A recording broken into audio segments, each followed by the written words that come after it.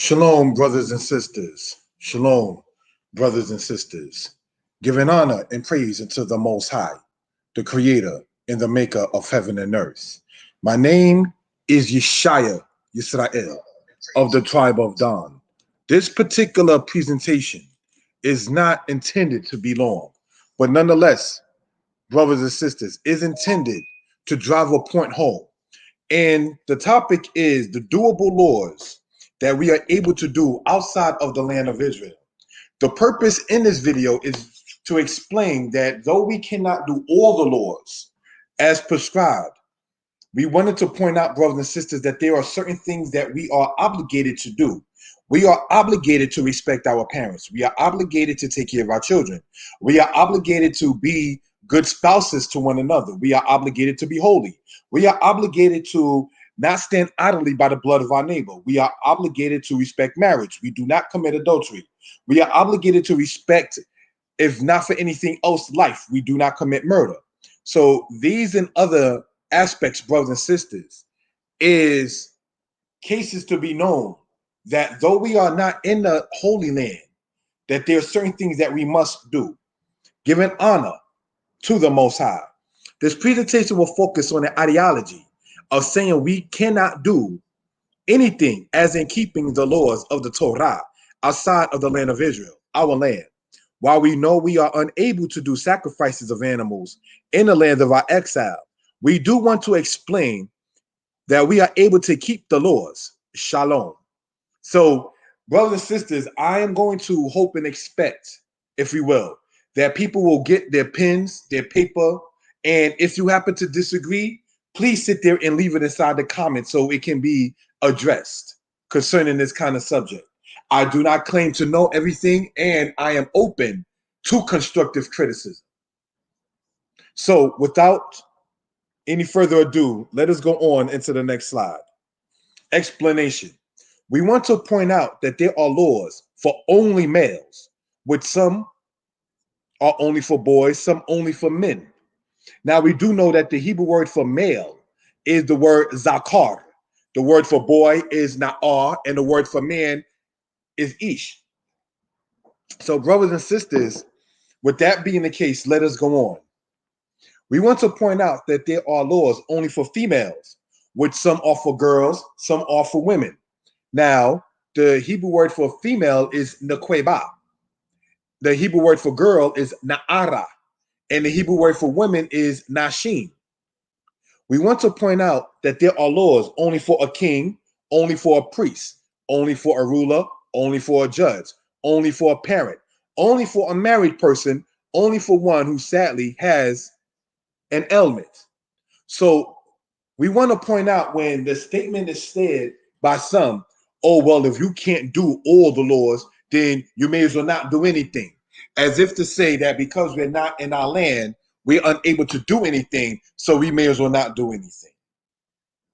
That is the concept, brothers and sisters, that some people have. We want to point out, brothers and sisters, that such a concept does not hold weight when you get down into the understanding of the scriptures. And what we're going to show in the next 4 slides, along with reasoning, is what we're talking about. We want to point out, too, that there are some who wake up to everlasting life and some to everlasting shame and contempt. So, brothers and sisters, for instance, when you are in observance of the Shabbat, and the Shabbat rules is that you do not do any manner of work. For anyone to come and tell you that you are wrong for not working, you're wrong for telling me for that, when it comes right down into it. So we're going to go over a couple of aspects and then move on in this particular case. Hosea chapter 2, verse 11, Jeremiah chapter 16, verse 9, and Deuteronomy 28, verse 56 to verse 57. And it says this: I will also cause all her mirth to cease, her feast days, her new moons, and her Sabbaths, and all her solemn feasts. Now that what we read here, brothers and sisters, all right, we want to show this highlighted. In the red is in the book of Hosea. We're going to color code this matter, all right?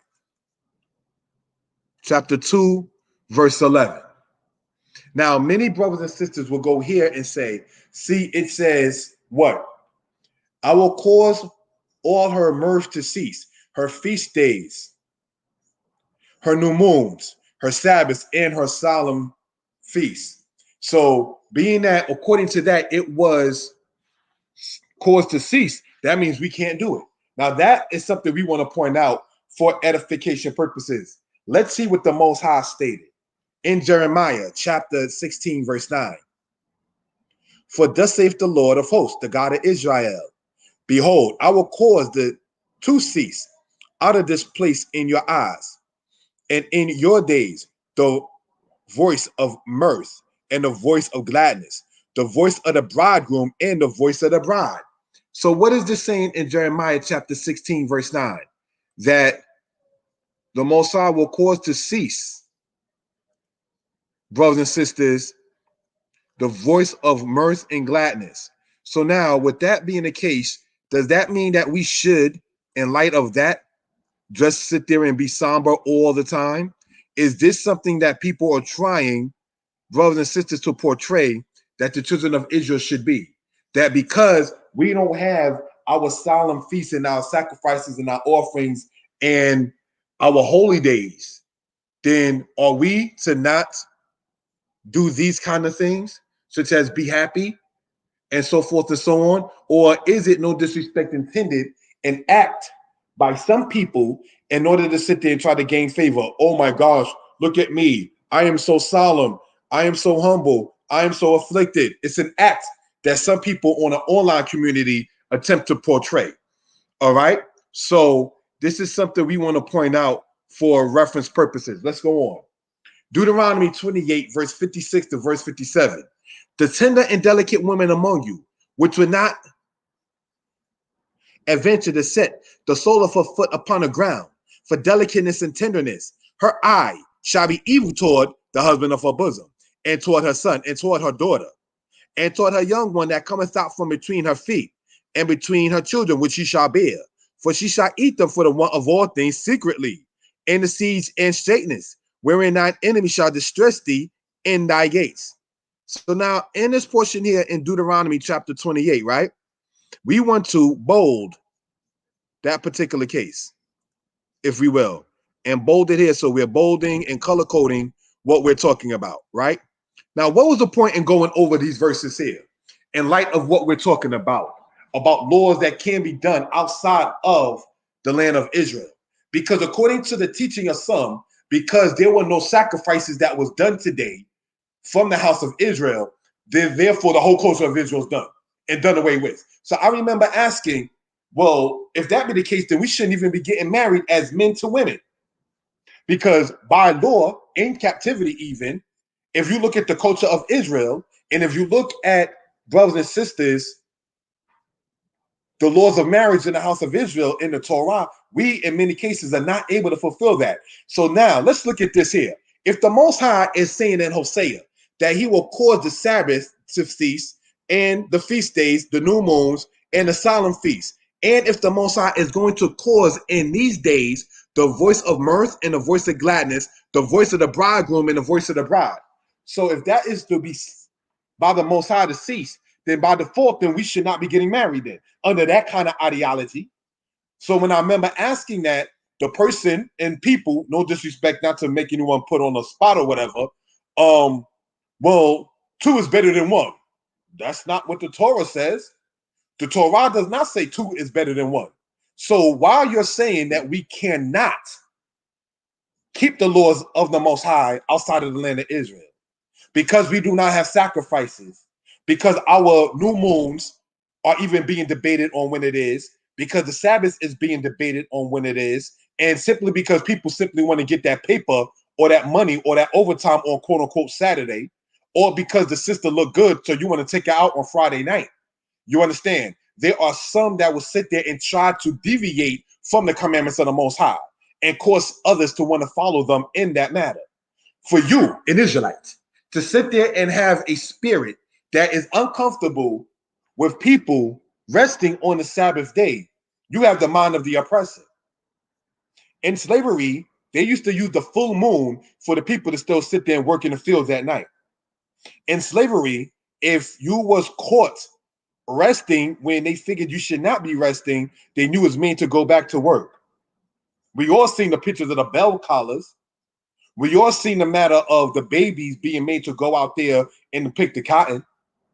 So you already have the mindset of an oppressive person to try to sit there and tell the children of Israel that you don't need to sit there and have a rest. Or, well, because if you're doing it and you didn't bring no offering. And we're going to talk about that as this goes along, because there's a certain aspect concerning the offerings.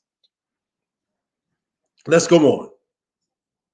Exodus chapter 21, verse 10 through 11, and Deuteronomy chapter 24, verse 5. If he take him another wife, her food, her raiment, and her duty of marriage shall he not diminish. If he do not these three unto her, then she shall go out free without money. So what is this talking about in an aspect here in regard with polygyny, if we will, right? It tells us, brothers and sisters, that there is an order to that particular matter. Or I want to highlight that in the red and highlight, pardon me, if we will, making it color coded. All right. Thank you for bearing with me with that. And I want to color code it while live so it can be seen as being while it's being done. All right. In that particular case, let's look at this. If a man is involved in polygyny, he has to sit there and provide for those wives those three things: her food, her raiment, and her conjugal rights, which is the rights of marriage. You can't take a second or a third wife and then try to say, well, because I'm involved now in a new marriage, I can't donate the same amount of time as I used to you. No, you cannot do that. If you're going to involve yourself in polygyny, know what you're doing.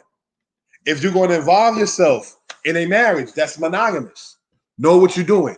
Take time to know her and let her take time to know him. Study each other, learn each other, and then sit back and see, as the Apocrypha says, test the spirit or test the friend so you can begin to see how one's character truly is. You understand? So these are things we just want to point out. Now, let's look at this. Deuteronomy chapter 24, verse 5. All right, what I'm going to do is Deuteronomy 24, verse 5. Right? I'm going to have to go back and do this again. Sorry about that.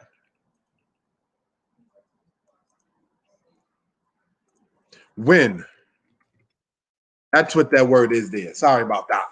Thank you for bearing with me on that. When a man have taken a new wife,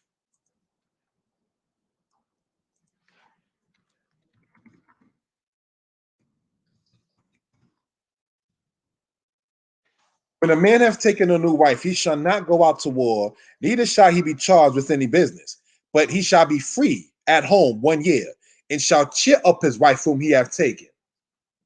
That is what, in layman terms, may be considered a honeymoon. The honeymoon in that case would be a year in the house of Israel. Now, in many cases in exile, we are unable to sit there and give a whole year without handling business or going to war. And they, as a couple, just are cheerful with each other. So if we were to say in our culture of Israel that we are unable to do this in the land of our exile, so we even be getting married, I ask again to the brothers and sisters who say that we cannot keep the laws inside of exile or outside of the lands of our home.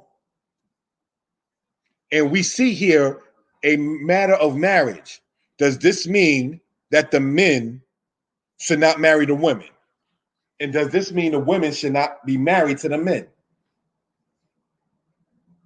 See, with that, most men will say, as was said to me, well, two is better than one.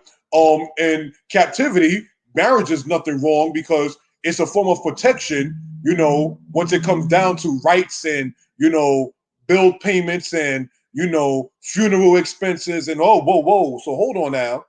But when we was talking about having a day of rest, when we was talking about commemorating Passover, when we was talking about keeping the holy days of the Most High, that we couldn't do. We couldn't memorialize the culture of our holy days. But then once it comes to taking a woman, and I say this in no disrespect, with some marriage to a woman comes, you know what? That's what the man is thinking about. See, because at that point, ain't no man going to sit there and say, oh no, I should be single for the rest of my life. Because according to the law, I am not able to fulfill all of those things for a year straight with no business and not being charged to do this. So now you're playing games at that particular point. Because you can't sit there at one point and be strong and saying, well, there's no offering that went up, and the people who are saying they're keeping Sabbath in the lands of exile and captivity are off. You can't say that in one breath and then turn around and say that we want to sit there and do marriage. Because see, as we read earlier in Deuteronomy 28, it speaks about her eye being evil toward the husband of her bosom. So to the brothers and sisters that say we should not and cannot do the laws of the Torah outside of the land of Israel, why are you getting married? If it says in the prophecies that the Most High will take away the gladness of the bride and the groom, why is your picture online with you and your spouse with a smile on your face? Why you're telling other people that they should not be resting on the seventh day? Simple. You're playing games. That's exactly why. So we just wanted to point that out for reference purposes. Let us go on, if you will, to the next part. Deuteronomy chapter 12, verse 5 through 6, and Deuteronomy 16, 5 through 6. But unto the place which the Lord thy God shall choose out of all your tribes to put his name there, even unto his habitation you shall seek, and there you shall come. And there you shall bring your burnt offerings, and your sacrifices, and your tithes, and heave offerings of your hand, and your vows, and your freewill offerings, and the firstlings of your herds and of your flocks. So what is this saying in Deuteronomy chapter 22? Brothers and sisters, we want to bold part this part and show this and bold part this part, is that it distinctly says that unto the place where the Most High will choose to cause his name to dwell. That is where you're supposed to do your sacrifices at. So we know good and well that outside of that, we cannot be doing sacrifices and offerings and so forth and so on. But how is it that a person is saying that we cannot keep the laws of the Most High in the lands of our captivity, but then are online talking about the vow they made? The vows, as we just read here, brothers and sisters, in Deuteronomy 22, in Deuteronomy 12 is in regarding to the land. In the land, that's where you shall go and do this. See, people pick and cherry pick, if you will, and play games and then throw it to the Most High as if because Israel broke the contract with the Most High and we are in the lands of our captivity, we are in the lands of our exile, as if to say, well, because, Father, you put me in this predicament, I'm not going to be able to do anything whatsoever. I'm not going to sit there and say, return me back home to my land.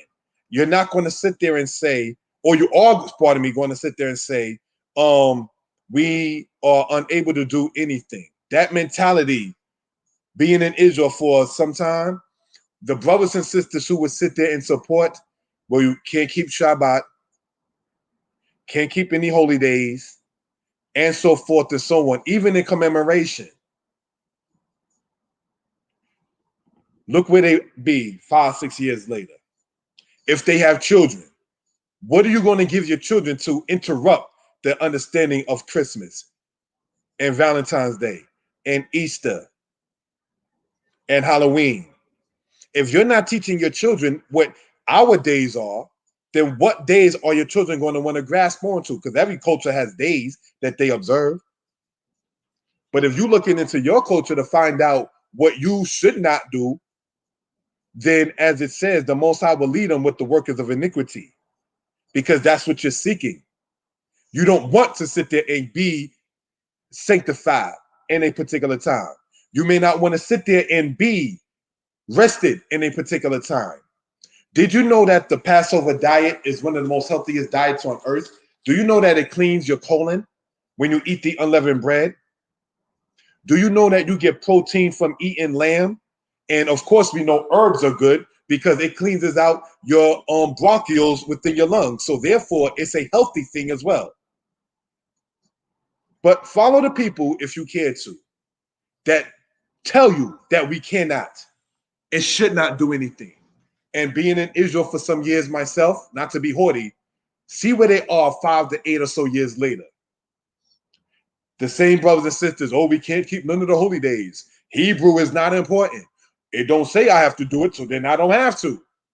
Keep having that spirit and see if we don't get blessed later on, like Job was blessed, because even though Job had less, he still did not shortchange the Most High and what was going to be done. The Sabbath is part of the 10 Commandments. You, your son and your daughter, your manservant and your maidservant and your cattle is not supposed to be working on the Shabbat. Anyone who's going to tell you to break any of, say, even the 10 Commandments, are the same ones who would say, well, in captivity, you can't stone someone for adultery. So what do you do when someone commits adultery? My question is, where's your mind at to even think about the adulterous person? Stay away from my family. Because that's a sick individual. That's the person who wants to sit there and run and play games and so forth and so on. You understand? Well, you can't stone them, so you may as well not be able to sit there and do anything. Keep playing with the Most High and see if we don't get stoned. You see, the Most High's hand is heavy in this earth. So there's no way you're going to try to, as it says in Proverbs, there is no wisdom, nor knowledge, nor understanding against the Most High. So because we are in the land of our exile, there is no wiggle room to sit there and say, well, we can't do the commandments of the offerings and the sacrifices, so we may as well just sit there and really where your mind is at, just going to work. I remember discussing this with somebody. Well, when it comes down to this, what we should do is come together and we should cry out. Well, if the Lord is telling you about you, your son, your daughter, your manservant, and your maidservant, would that not be on the Shabbat one of the best times to come together and cry out? No, because that's when the overtime is. That's when the sister looks good and you need to take her out. That's when you get a free meal from the brother taking you out. So how dare these guys try to sit there and tell me and give up my Saturday? That's really what it boils down to. But then when it comes down to the laws in the Torah and the commandments about marriage, and the fact in many cases, we cannot just take off an entire year.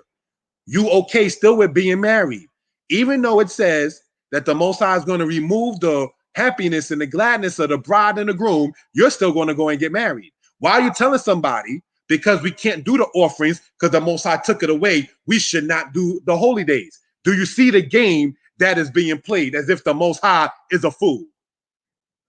The Most High, who took away the timing of us doing the offerings and the sacrifices, is the same creator who sat there, stood there, and caused it to have it to where the voice of the bride and the groom in gladness is also ceased.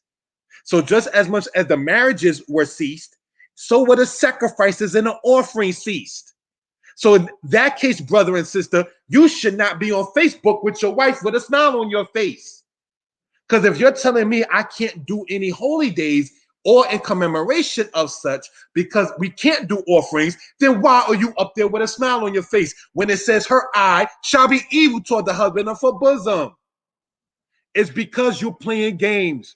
And deep down as a man, when you are then have to answer on why you got a wife, knowing, no disrespect intended, with the wife comes the duties of marriage, which is conjugal rights, grown talk. You don't want to be told you can't do that. You don't want to give that part up. But there's responsibility that comes with that. There's certain things that you're supposed to do along with that. See, so when we read 6 days you shall labor and do all your work, you are doing that in part to be able to provide for the Isha, for the wife, for your mate. So don't play the game of saying, well, because we're not in our land, we then can't do the offerings and the sacrifices. So therefore, we should not do anything when the holy days come. Then turn around, knowing that we're supposed to do certain things, such as having what will be called a honeymoon for a year, but in many cases, we cannot economically afford that, but then you still want to sit there and get married. You're playing games, Israel. Stop it. Let's go on. Deuteronomy 16, 5-6. Thou mayest not sacrifice the Passover within any of your gates, which the Lord thy God giveth thee, but at the place which the Lord thy God shall choose to place his name in. There you shall sacrifice the Passover at even, at the going down of the sun, at the season that thou camest forth out of Egypt. So let us look at this portion right here. And why are we reading this? All right. We know good and well, brothers and sisters, that we cannot do the Passover as commemorating an observance as we read. That is not to be denied. But do you eat leavened bread during that time and violate that portion? Do you not eat bitter herbs knowing what bitter herbs are healthy and good for? Do you eat leaven and cease or not even start to eat unleavened bread? Because see, the offering, brothers and sisters, was the seh or the kebes or the lamb itself. The offering was not the unleavened bread or the bitter herbs. But I've been in, this is not to be haughty, I've been in Israel a good while, most of all my life. The elders, the brothers, the sisters who went around teaching this, see where they are years later on, as far as this way of life is concerned. That's why in the beginning of this, we read, brothers and sisters, some will wake up to everlasting life, and some to shame and everlasting contempt. Anytime you tell someone to not keep the law of the Most High, that's a problem. I want to state that again. Anytime you tell someone to not keep the law of the Most High, that is a problem. If you're telling your brother and sister, go on to work, don't worry about taking a rest, again, that is the mind of the oppressor. See, in the picture of this, I have from Assyria to America. Pardon me, from Avaris to Alabama. That was the picture, sorry.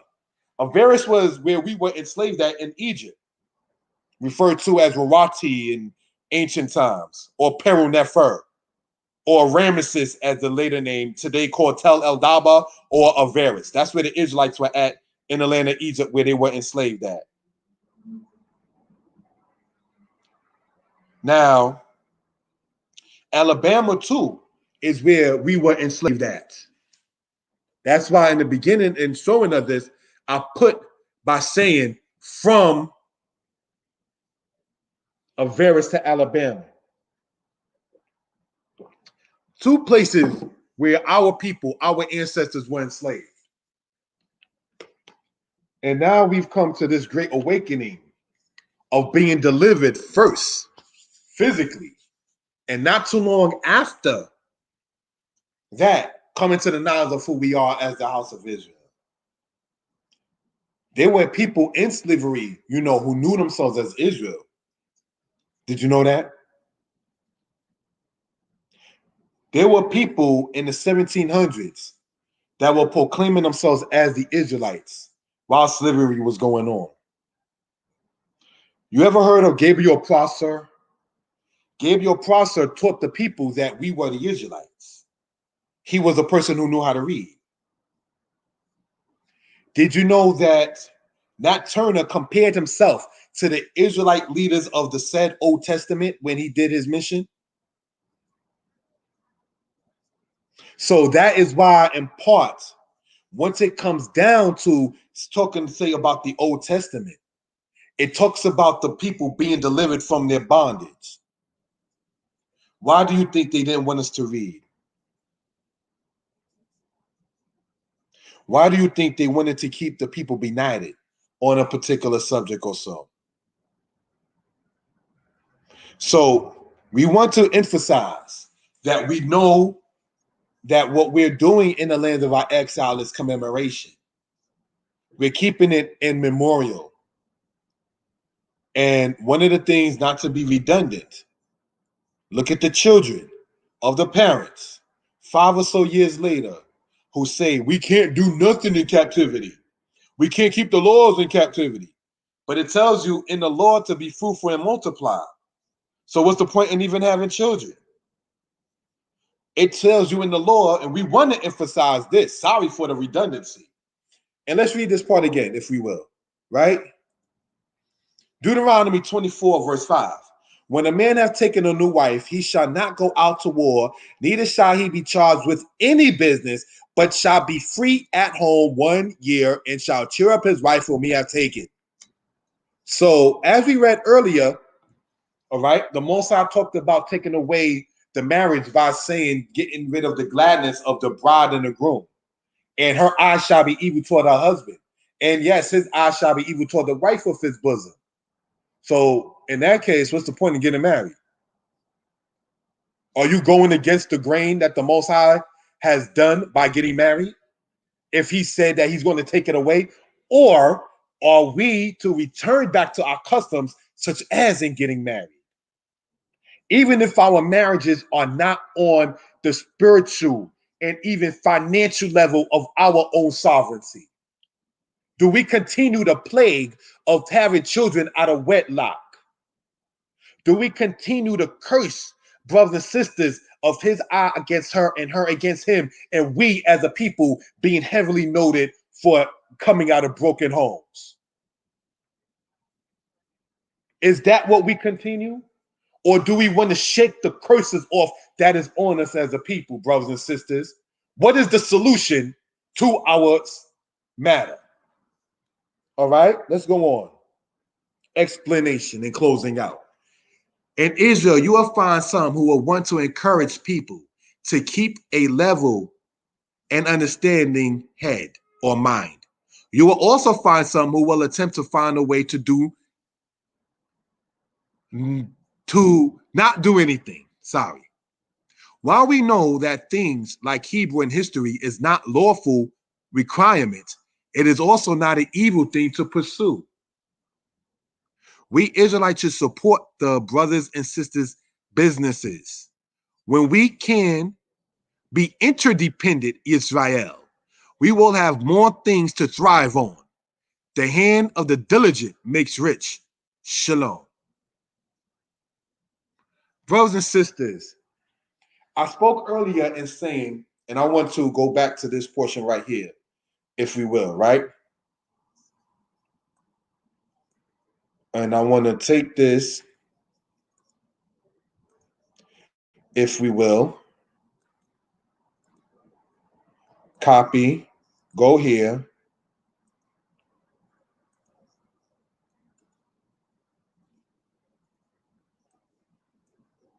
And we want to highlight, well, not highlight, but enlarge this one right here.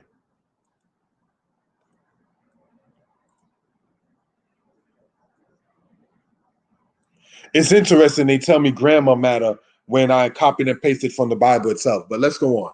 All right, now let's look at this, if we will.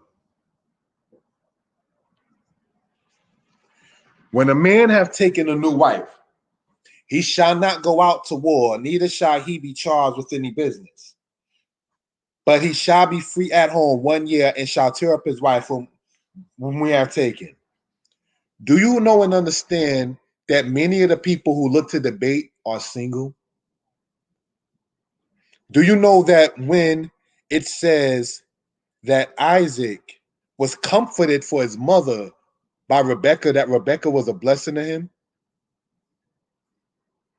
Do you know that it says in Proverbs 31 that her lamp, speaking of the virtuous wife, it says her lamp goes not out at night. See, these things are not noted, no disrespect intended, by the we can do nothing in captivity people. The we can do nothing while in captivity people are the same people who want to stay in captivity and do nothing. Wow. Well, you can't keep the laws inside of a foreign land. We all know what Deuteronomy 30 says. Let's read it. We are in Deuteronomy 30, and we're going to read verses 1 to verse 3. All right?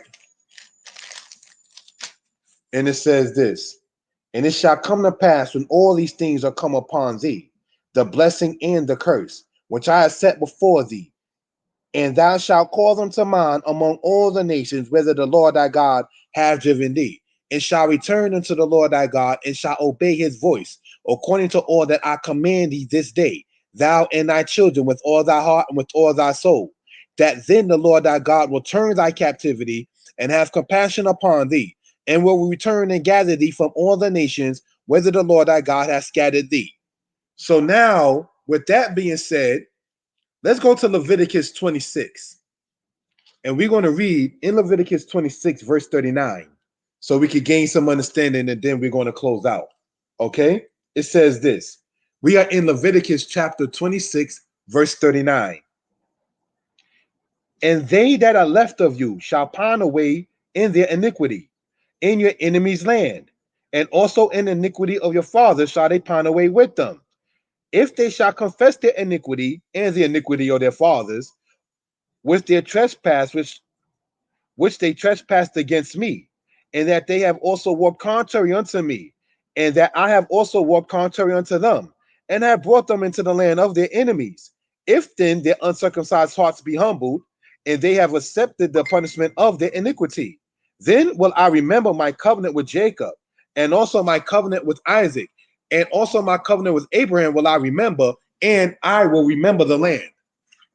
So, brothers and sisters, when we get into this particular matter, we want to emphasize, if we will, brothers and sisters, an iniquity is a thing that is against the Most High's law. So, if, brothers and sisters, it says in Leviticus 26 that the matter of us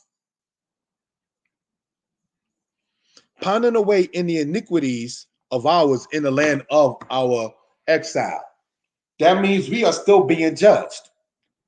And iniquity is like unto a sin, and a sin is a transgression of the law.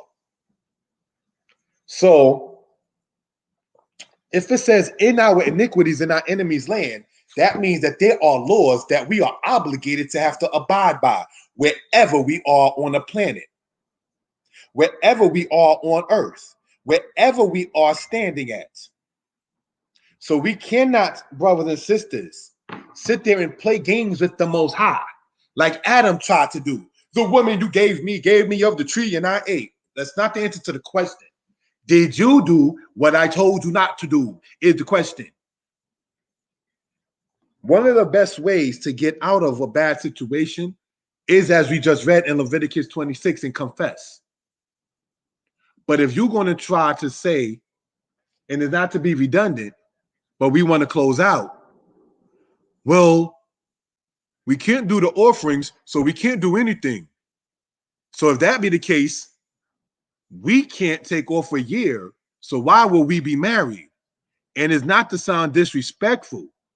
That means you telling a man he can't do his conjugal rights. You shall remain fruitless forever, and no man's going to want that. So you're going to say, let's have it where two is better than one.